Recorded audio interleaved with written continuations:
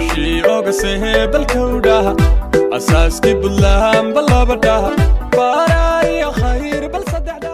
munaasabad ballaaran oo si heestaa loo soo agaasimay iyo jaalada Puntland ee ku dhaqan magaalada Melbourne wadanka Australia ku xustay kulaatin guridii ka soo wareegtay aasaaska Puntland. Munaasabadda ayaa waxa ka soo qayb galay wasiiro hore xil looga soo qabtay Puntland, aqoonyahan, waxgarad, odayaal, dhalinyaro, haween iyo fanaaniin horkacayo Omar. taas dawladda dalata oo jirta hala taageero hala support garayo labada la idinka sugayo Cabbaas sheegay aqoon iyo dhaqaale sidii loo sameyn lahaa halagu dadaalo oo hawsha loo hawlgalo oo hala noqdo dad deegaankan horumaray oo la joogo la saanqaada hala galo deegaamada dawladda shaqaalaha hala noqdo siyaasadeeda hala galo dhaqaale macna sameynaya laga sameeyo wadankiina markaa loo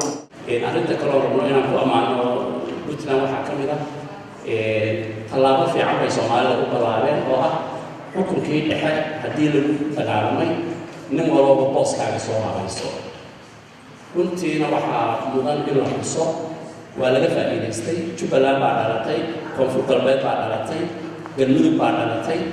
tallaabadii Puntland ay go'aan maasha Allah awgeed Puntland iyo maamulka jooga waxaan kula talinayaa ama u soo jeedinayaa oo halkan caawintaas uga faa'iideysanaya in horumarka laga shaqeeyo meeshii ay ka dibacsan tahayna laga dhiso guud ahaan shacabka reer Puntland oo dawladda kulligeed garab taagan dawladii soo maray dawladda kaligeed ma qaban karto haddaan garab kala lahayn marka waxaan idinka sidaad u wadaynaa garab kala qabataan dawladda cusub ee hadda joogta hadday wax wadaagaan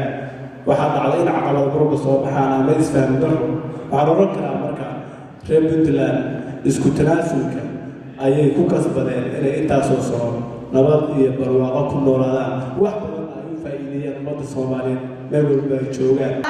marka dhammaanteen waxaan ku baaqayaa kaantrigeena aan istaagno wadaniyadeena aan muujino dadkeena wadankeena madaxweynaheena ciidankeena dadkeena aan bariskaaga sharafta iyo iska maamuuska u ah inaynu taageero Soomaali weynta barnaamijkan caawa qeybta ka ah ee reer Puntland kaliya ahayn Puntland waa Soomaaliya Soomaaliyana waa Puntland waxaanu gaarnay in caruurteenu oo dhalafin ay ku lubisan yihiin calanka taas waxay muujinaysaa sida loo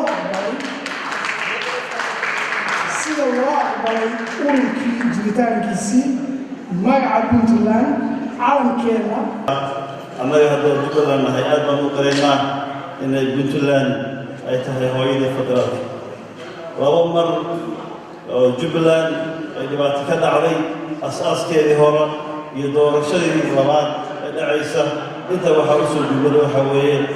Puntland Gulay Cabdiwahan wararka Hoon Cable TV magaalada Melbourne wadanka Australia